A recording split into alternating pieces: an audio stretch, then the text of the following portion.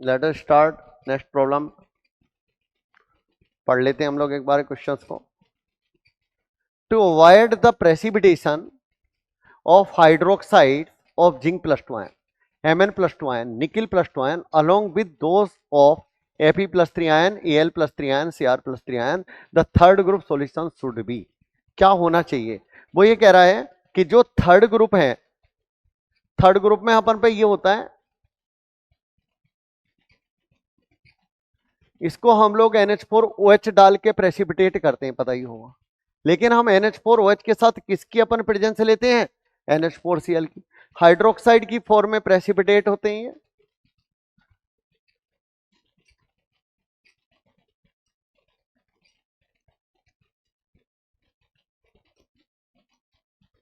ये तीनों हाइड्रोक्साइड की फॉर्म में प्रेसिपिटेट होते हैं।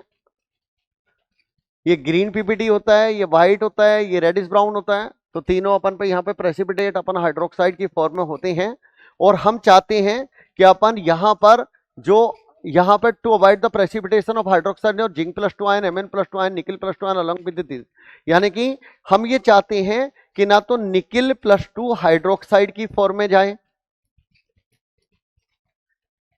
ना हमारे पास में यहां पर जिंक जाए, ना हमारे पास में Mn जाए।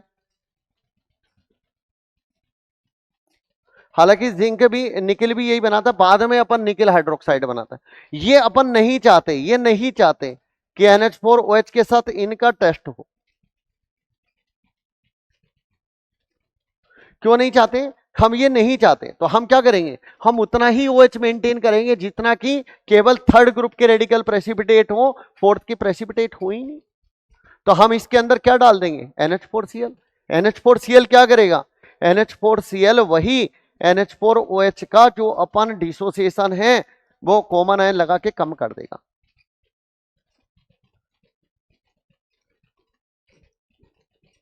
यहां भी कॉमन आयन इफेक्ट लग गया। कौन सा इफेक्ट लग गया बेटा? Common ion.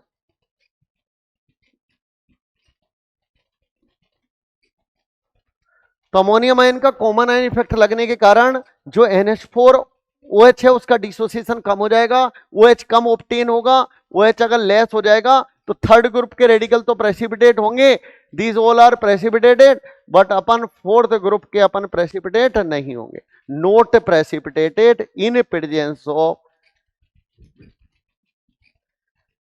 NH4Cl। NH4Cl की प्रेजेंस में प्रेसिपिटेटेड नहीं होंगे। तो राइट आंसर क्या जाने वाला है?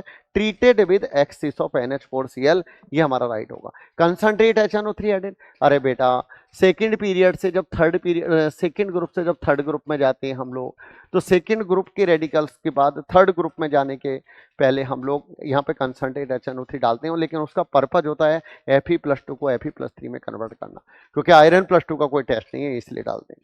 क्या हम कंसंट्रेट H2SO4 डाल सकते हैं? कंसंट्रेट H2SO4 डालेंगे तो हमारे पास फिफ्थ ग्रुप के रेडिकल और प्रेसिपिटेट होना शुरू हो जाएंगे, जो कि हमारे लिए मुश्किल होगा।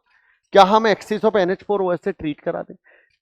NH4OH की एक्सिस लेंगे तो सोल्यूबल हो सकता है, बट वो फोर्थ ग्रुप के जो रेडिकल प्रेसिपिटेट हो रहे हैं उनको रोकने के लिए हमें एक्सिस ऑफ NH4OH की जरूरत नहीं है, बल्कि उनको रोकने के लिए हमें OH की कम कंसंट्रेशन करने की जरूरत है, जिससे कि वे फोर्थ ग्रुप के रेडिकल अपन थर्ड ग्रुप में प्रेसिपिटेट आउट ना हो। तो हमारे पास सबसे बेस्ट आंसर है treated with axis of NH4Cl, because in presence of NH4Cl the degree of dissociation of NH4OH is decrease. तो यहां पर हमारा की कॉन्सेप्ट क्या है? की कॉन्सेप्ट ये है कि अपन common ion effect in presence of NH4Cl, dissociation of NH4OH is decreased. So OH minus ion concentration is decreased. OH minus ion concentration is decreased. बस हो गया। Only third group radical will be precipitated, not the fourth group. Clear? Upon clear है पूरा? देख लीजिए आप अच्छे से।